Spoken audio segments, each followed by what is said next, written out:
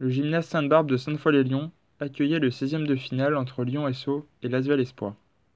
Favoris, les Lyonnais comptent assumer leur statut. Avant le match, l'entraîneur Pierre-Olivier Croizat nous livre ses impressions.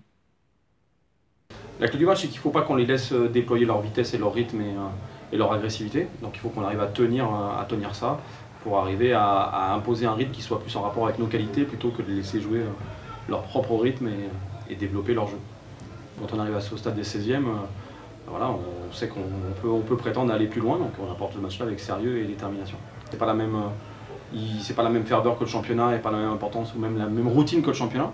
Donc c'est des matchs particuliers. On n'a rien changé à notre préparation, on a essayé d'être sérieux en préparant avec les infos qu'on pouvait avoir sur l'équipe en face. Le Lyon SO rentre mieux dans le match, pour mener de 10 points. L'Asvel recolle à la fin du premier quart, 21-15. Les locaux restent appliqués pour porter leur avantage à plus 12. Mais l'Asvel, emmené par Théo Maldon, finit fort et rentre au vestiaire avec 2 petites longueurs de retard, 40-38. Le retour est à l'avantage des Villeurbanais qui claquent un cinglant 9-0. Lyon SO reprend la partie en main et passe devant en fin de troisième quart, 54-53. La dernière période est à sens unique. Les locaux déroulent leur basket et portent leur avantage à plus 13. Après un beau duel, le match s'achève sur le score de 77-67. Le capitaine de l'équipe victorieuse nous livre ses impressions d'après-match. C'est le sentiment du devoir accompli, on devait passer ce tour donc on l'a fait.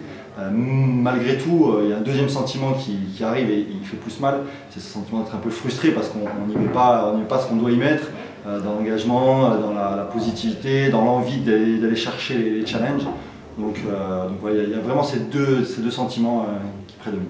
En plus que la coupe peut amener des points dans le championnat, avec les ambitions qu'on a, il faut qu'on joue à fond les deux cartes.